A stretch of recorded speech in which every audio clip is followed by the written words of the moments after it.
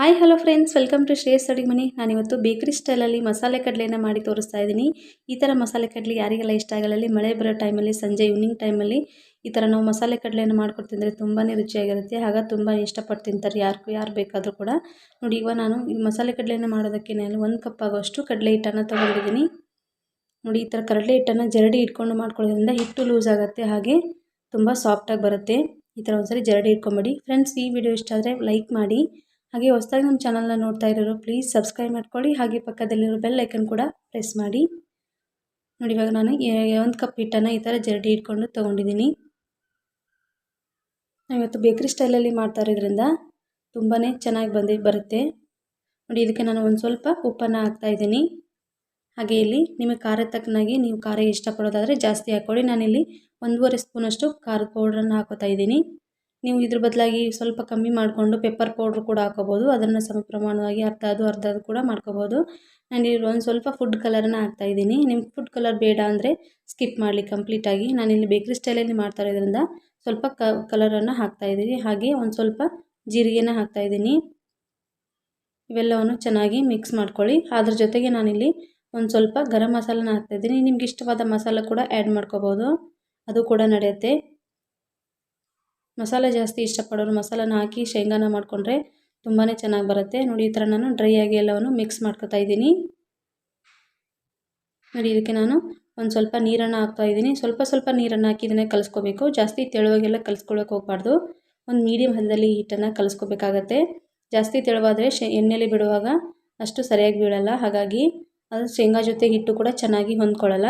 ಒಂದು ಮೀಡಿಯಮ್ ಹದದಲ್ಲಿ ಈ ಹಿಟ್ಟನ್ನು ಕಲಿಸ್ಕೋಬೇಕಾಗತ್ತೆ. ನೋಡಿ, ಇವಾಗ ನಾನು ತೋರಿಸ್ತಾ ಇದ್ದೀನಿ. ನೋಡಿ, 1 ಕಪ್ ಹಿಟ್ಟಿಗೆ ನಾನು 1 ಕಪ್ಗಿನ ಕಮ್ಮಿನೇ ನೀರು ಯೂಸ್ ಮಾಡ್ಕೊಂಡಿದ್ದೀನಿ. 1 ಕಪ್ ಪೂರ್ತಿ ಕೂಡ ಯೂಸ್ ಮಾಡ್ಕೊಂಡಿಲ್ಲ. ನೋಡಿ, ತೋರಿಸ್ತಾ ಇದ್ದೀನಿ ನಾನು ಇವಾಗ. ಇಷ್ಟು ಈ ಹದದಲ್ಲಿ ಹಿಟ್ಟು ರೆಡಿ ಆದರೆ ಸಾಕು. ಇದಕ್ಕೆ ನಾನಿವಾಗ 1 ಕಪ್ ಆಗೋಷ್ಟು ಶೇಂಗಾನ ತೊಗೊಂಡಿದ್ದೀನಿ. ಈಗ ಮೊದಲಿಗೆ ಒಂದ್ಸರಿ ಕಲಸಿ ನೋಡಬೇಕು. ಅದಾದಮೇಲೆ ಮತ್ತೆ ಬೇಕು ಅನ್ಸಿದ್ರೆ ಆ್ಯಡ್ ಮಾಡ್ಕೋಬೇಕು. ಇವಾಗ ಒಂದ್ಸರಿ ಮಿಕ್ಸ್ ಮಾಡ್ತಾ ಇದ್ದೀನಿ ನಾನಿವಾಗ.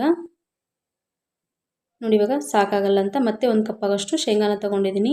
ನೀವು ಹಿಟ್ಟನ್ನು ಯಾವ ರೀತಿ ತೊಗೊಂಡಿರ್ತೀರೋ ಅದಕ್ಕೆ ಹೊಂದ್ಕೊಳ್ಳೋಷ್ಟು ಶೇಂಗಾನ ಇಲ್ಲಿ ಹಾಕೋಬೇಕಾಗತ್ತೆ. ನಾವು ಹಿಟ್ಟು ಜಾಸ್ತಿ ಆಗಿ ಶೇಂಗಾ ಕಮ್ಮಿ ಹಾಕ್ಕೊಂಡ್ರೆ ಚೆನ್ನಾಗಿ ಬರಲ್ಲ. ಇದು ಕರೆಕ್ಟಾಗಿದ್ದರೆ ಮಾತ್ರ ಈ ಮಸಾಲೆ ಕಡಲೆ ಚೆನ್ನಾಗಿ ಬರುತ್ತೆ, ಸರಿಯಾಗಿ ಬಿಡಿ ಬಿಡಿಯಾಗಿ ಬರುತ್ತೆ. ಇಲ್ಲಾಂದರೆ ಹಿಟ್ಟು ಹಾಗೆ ಉಳ್ಕೊಂಡ್ಬಿಡುತ್ತೆ. ನಾನಿಲ್ಲಿ ಒಂದು 10 ರಿಂದ 15 ನಿಮಿಷ ನೆನೆಲಿಕ್ಕೆ ಇಟ್ಟಿದ್ದೆ. ಅದಾದಮೇಲೆ ನಾನು ಇವಾಗ ತೋರಿಸ್ತಾ ಇದ್ದೀನಿ. ಈ ಥರ ನಾವು ಜಾಲರಿಲಿ ಈ ಥರ ಮಾಡ್ಕೊಳ್ಳೋದ್ರಿಂದ, ಈ ಮೆಥಡನ್ನು ಯೂಸ್ ಮಾಡ್ಕೊಳ್ಳೋದ್ರಿಂದ ಶೇಂಗಾಗಳು ಬಿಡಿ ಬಿಡಿಯಾಗಿ ಬರುತ್ತೆ.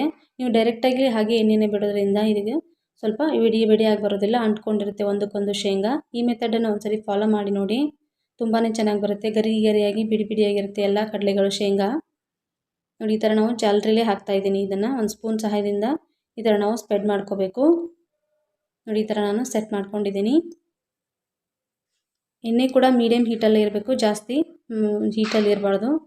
ನೋಡಿ, ಇವಾಗ ನಾನು ತೋರಿಸ್ತಾ ಇದ್ದೀನಿ. ನೋಡಿ, ಜಾಸ್ತಿ ಇದ್ದರೆ ಅದು ಬೇಗ ಸೀದ್ ಹೋಗುತ್ತೆ, ಹಾಗಾಗಿ ಮೀಡಿಯಮ್ ಹೀಟಲ್ಲಿ ಇದನ್ನು ಬೇಯಿಸ್ಕೋಬೇಕು, ನಾವು ಫ್ರೈ ಮಾಡ್ಕೋಬೇಕು. ನೋಡಿ, ಈ ಥರ ಒಂದು ಸ್ಪೂನ್ ತೊಗೊಂಡು ಅಲ್ಲೇ ಸ್ವಲ್ಪ ಬಿಡಿಸ್ಬೇಕು. ನೋಡಿ, ಈ ಥರ ಮಾಡೋದ್ರಿಂದ ಬಿಡಿಯಾಗಿ ಶೇಂಗಾ ಬರ್ತವೆ. ಒಂದು ಸ್ವಲ್ಪ ಎಣ್ಣೆ ಹೀರ್ಕೊಂಡಾದ್ಮೇಲೆ ನಾವು ಎಣ್ಣೆಲಿ ಡೈರೆಕ್ಟಾಗಿ ಎಲ್ಲ ಕಡಲೆನ ಬಿಡ್ಬೋದು.